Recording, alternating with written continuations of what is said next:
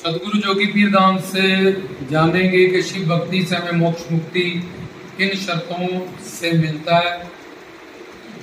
वो शर्तें हैं निरंतर, जिसके अंदर शिव नाम की माला चलता है। ओम नमः शिवाय, ओम नमः शिवाय, ओम नमः शिवाय, या शिवोम शिवोम शिवोम, या ओम नमो सिद्धाय बाबा जी का मंत्र जा, अलख मंत्र जा, गुरु का मंत्र निरंतर चलना चाहिए। क्योंकि हमारे अनंत जन्म हुए हैं, उसका अनंत पाप बड़ा है अंदर, जो हमको भस्म करना है। अगर हम 1 घंटा 2 घंटे ही भक्ति करेंगे तो 24 घंटे भी संसार का काम करेंगे तो एक कपड़ा साफ पानी से 2 घंटे धोया, 22 घंटे गंदे पानी से धोया तो फिर वो गंदा हो जाएगा। संसार में रजतम सत हर तरह का बंदा है, हर तरह का माहौल है। इसलिए जैसी संगत वैसी रंगत हो जाती है। संसार में बहुत सारी जगहों पे झूठ भी बोलना पड़ता है, तभी संसार ठीक ठीक लोगों का चलता है। कुछ चालाकी भी करते हैं लोग, तो इसलिए निरंतर अपनी शारीरिक क्रिया को अलग रखें और अंदर शिव नाम का शिवोम शिवोम जा, शिव शिव शिव शिव शिव शिव शिव एक तो निरंतर जप करना पड़ेगा। इससे हमारे पाप भस्म होंगे। जिनको मोक्ष मुक्ति चाहिए, जिनको जगदानंद संसारी सुख चाहिए, उसका कंसेप्ट अलग है, वो मैं आगे बताऊंगा उनको क्या करना होता है। लेकिन पहले जो मोक्ष मुक्ति है कि भाई अब और जन्म नहीं लेना, इसी जन्म को सफल करना है और मोक्ष मुक्ति चाहिए। एक तो उनको निरंतर जप करना पड़ेगा, निष्काम साधना। निष्काम में सिर्फ शिव का सेवा, शिव का दर्शन, शिव का प्रेम और शिव की कृपा, ये 4 ही चीजें उसको सिर्फ वो मांग सकता है। जब मांगे ये सारी निष्काम रहेगी। प्रेम मांगेगा तो प्रेम के वश में भगवान शिव, उसके शिव से जो भी मांगेगा उससे वो प्राप्त करेगा। शिव की कृपा रहेगी उस पर, तो जिस फील्ड में भी कृपा चाहिए वो उसको मिल जाएगी। शिव का दर्शन मांगेगा तो शिव रास्ता खोले रखेंगे मंदिर आने का, शिवलिंग को पूजने का, मूर्ति को पूजने का, सिद्ध गुरु के पास जाने का, जुड़ने का। और निरंतर जब से पाप भस्म होते जाएंगे, हमारे संचित कर्म धीरे धीरे धीरे धीरे धीरे धीरे, और फिर गुरु से उतना प्रेम ज्ञान सिद्ध गुरु का साथ होगा तो जितने पाप भस्म होते जाएंगे उतनी जल्दी हम उनकी शरणागति को भूल लेंगे। जो हम बार बार सोचते हैं कि ये अवतारी हैं, ये शिव हैं, ये महात्मा है, इनकी बात माननी चाहिए, शरणागत रहना चाहिए, चलना चाहिए, तो पर हमारे पाप आगे आ जाते हैं संचित कर्मों के। फिर हम शरणागति नहीं कर पाते, फिर शंका, फिर तर्क, फिर ये सब चीज़ें अंधविश्वास में फंस जाते हैं, नास्तिक हो जाते हैं, भड़क हो जाते हैं, दूर हो जाते हैं, क्योंकि हमारे पाप आगे। तो निरंतर अगर हम जप करते रहेंगे शिव शिव शिव शिव शिव शिव, तो बहुत सारे पाप भस्म होते रहेंगे, जो फिर शरणागति करने में भी हमें बहुत हमारी मदद होगी। तो निरंतर जप करना और निष्काम चाहतों में सेवा, कृपा, प्रेम, दर्शन, ये 4 ही चीज़ों का डिमांड रखना। और ये रख के भी, क्योंकि ये चारों शिव के लिए हैं। और तीसरा, अब वो मांगे सेवा। जब आपका दिल हो मुझे सेवा दो, आपका दर्शन, जब आपका दिल हो मुझे दर्शन दो, जब आपका दिल हो मुझे प्रेम करें, जब आपका दिल हो मेरे पे कृपा कर देना। तो ये चारों में, और वो ये भी मान सकता है कि मुझे पति चाहिए पर मुझे शिव ही पति, आपके रूप में आप ही बनो, गुरु के रूप में, अवतार के रूप में पुत्र चाहिए, आप आओ पुत्र बन के, मुझे प्रीतम चाहिए, आप आओ, मुझे दोस्त चाहिए, दोस्त भी चाहिए प्लस आप दोस्त बन के आओ मेरे। तो इस तरह से वो मांगता है, वो जहाँ मांगता है वो संसारी चीज़ें नहीं, वो भगवान से, भगवान को ही मांग लेता है। तो फिर जब जिसके पास भगवान है, सब कुछ है, उसको पता है ईश्वर चीज़ों से मैंने क्या लेना है, वहाँ वो ड्रामा एक्टिंग अच्छा व्यवहार करता है वो। तो निरंतर निष्काम अनन्य, सिर्फ शिव के नाम, गुण, रूप, लीला, धाम और गुरु, जो शिव का ही रूप है और पूर्ण है, वो एक है, महात्मा और परमात्मा।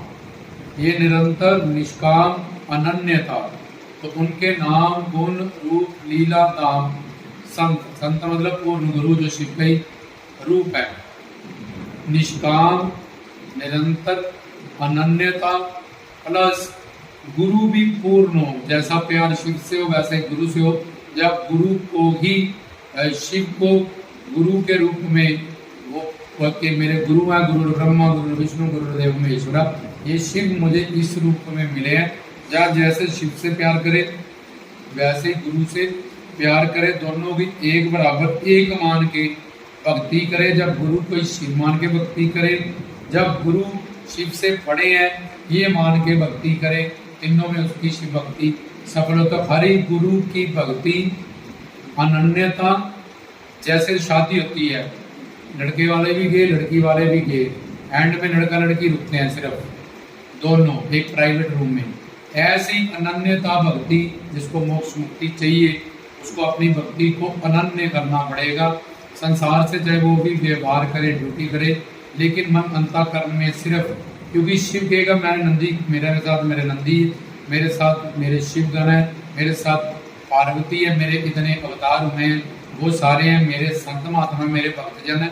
तो मेरा तेरा छोटा सा दिल है, अगर तूने इन्हीं सबको सारा कुछ रखना है तो भाई ठीक है रख भी दिए। तो माया से बना हुआ सारा चीजें हैं, व्यक्ति वस्तु हैं, और हम पवित्र हैं, पावन है, शांत है, आनंद है, सुकून है, प्रेम है, तेरी मंजिल है।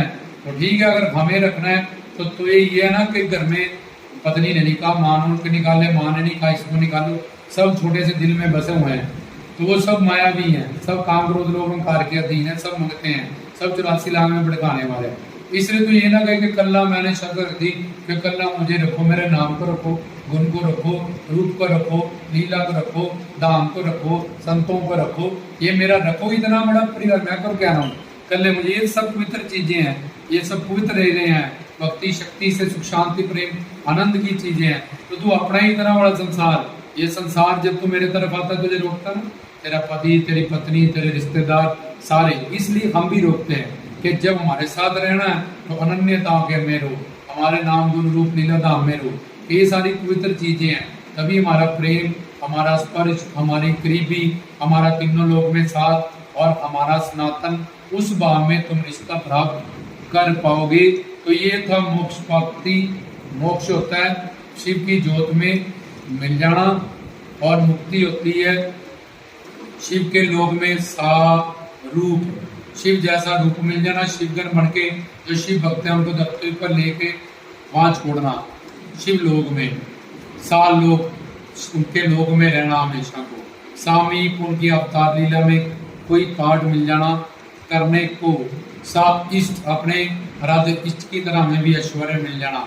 तो ये मुक्तियां और मोक्ष होते हैं, ये हमें ये चार शक्तियों को भक्तियों को पूरी करने के बाद ही हमें प्राप्त होते हैं। और जिसको संसारी सुख चाहिए वो कीर्तन करे, नाम गुण रूप लीला धाम का गुरु बना के नामदान प्राप्त करे और गुरु से ज्ञान प्राप्त करे।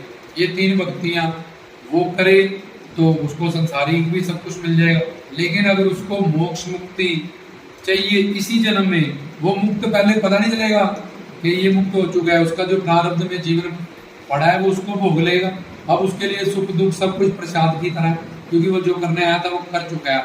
अपने शिवलोक की, अपने उनसे साथ उस सनातन रिश्ते की टिकट हमेशा के लिए ले चुका है, जन्म जमांतर के लिए।